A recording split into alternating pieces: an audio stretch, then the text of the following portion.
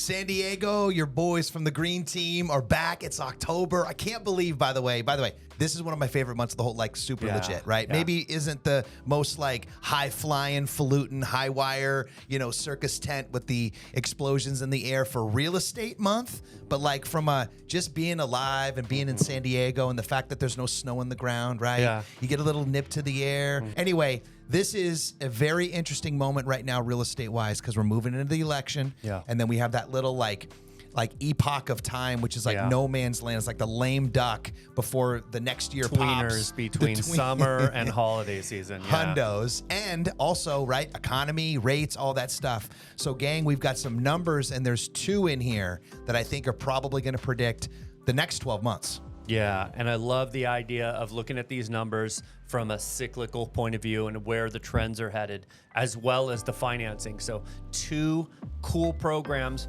One, if you're self-employed, you're going to want to know about this one. And the other, if you're trying to get into the market right now and you don't have a lot of money sitting aside, this is a cool one too. Okay, gang. So, look, if you've been watching this crack podcast from which we know you have from our parents' basement, not true. You've been seeing the trend start to go down, right? We've been watching the leading indicators. We've been saying it's going to happen. It's almost like a San Diego beach wave break. Guess what? It might finally be breaking. Why? Sales numbers actually down countywide right now.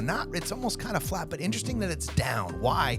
Because we're just coming off of the big summer that everybody's been waiting for, where the rates got better and things were finally starting to happen after a 2.5 year of stagnation, and the overall numbers are down. Secondly, prices finally flat. Now that's been the outlier. That's been the thing that even the smart people, not us, couldn't even really explain. Like, how could you have all these leading indicators, have this really expensive money, but the prices were still going up? Was the demand such over the supply that no matter what was happening economically, the prices were still going up, like, into perpetuity? Right. Finally flattened out. Interesting. Now here's the harbinger. Watch this. Inventory up 51%. Yeah. So what's that picture being painted as we move into the election cycle right now? Could this either be the moment where you say as a seller, crap, I've been playing the sidelines. All right, writing might be on the wall. Yeah. Or is this the moment where you're like, as a buyer, like, finally, I get to go out there and do some damage. Yeah. Somebody hit the pause button on this whole treadmill, right? So this is important if you're a buyer. So let's talk a little bit about the money side. As you see prices starting to flatten out, that gives an opportunity to stop trying to play catch up all the time, which I hear a lot of buyers say they feel like it. So what are the opportunities then in lending that are going to allow us to take advantage of this moment? Couple different things. And one of my favorite things about the slowing of the market is that lenders start to bring out all these little unique things. They're like, oh my God, we haven't had as many loans. Yeah, when it's balling, they're just processing. Right. They're not getting creative.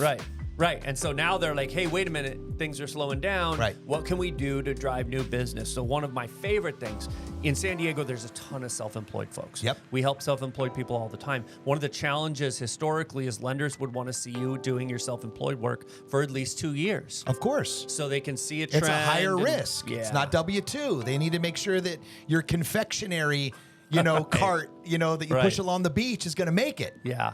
And a lot of times those businesses don't. So what's really cool right now is we just got a new program that allows us for less than 1 year self-employment. And so if you've switched from, say, a W-2 position where you're like, hey, man, I can go out and do this better, and you start your own business, we still have an opportunity to buy a home in this market. Does it have to be same line of work? Typically it does, but there's a lot of flexibility in same line of work, right? You're probably not going to open up a business that you have absolutely zero experience in. Maybe. Starting to make a little bit more waves right now, where we're seeing more unique programs that are more accessible to people. You don't have to be in a special category. You don't have a special job. Just people get to qualify for this. So this is allowing people to get into the home that they've been wanting to without having to save tens or hundreds of thousands of dollars just to get into this market right now. Which you're going to have to save that anyway for closing costs, right? So we talk about the 3 piles of money, right?